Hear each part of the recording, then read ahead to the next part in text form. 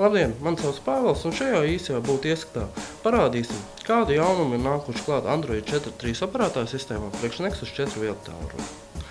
Android 4.3 tika prezentēts vakarā.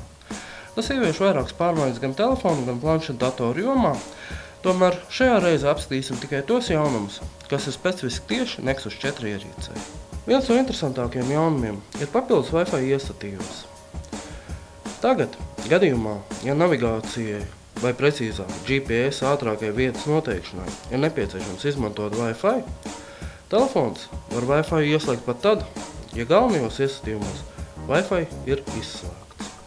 Vēl viens jaunums, kas būtībā ir kļūdas labojums, ir tas, ka agrāk Nexus 4 ierīces un arī Nexus 7 planšetdators mocīja īpatnēju problēmu.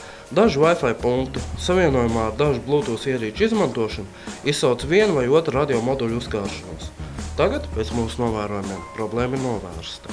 Mēs jau agrāk ziņojām par Android Master Key drošības kļūdu. Kā redzams, abas šīs drošības kļūdas jaunajā Android versijā ir novērstas.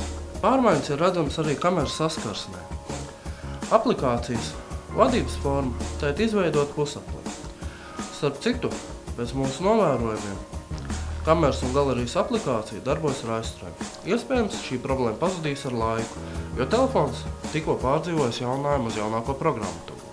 Lai arī ir vēl pārāk izdarīt secinājums, jo telefons atjaunās pirms nepilnām 10 stundām, taču izskatās, ka tā akumulātora patēriņa līmenis ir krities, jo nakts laikā, izmantojot Wi-Fi un telefona enerģijas patēriņš, 8 stundu laikā bija apmēram 10%.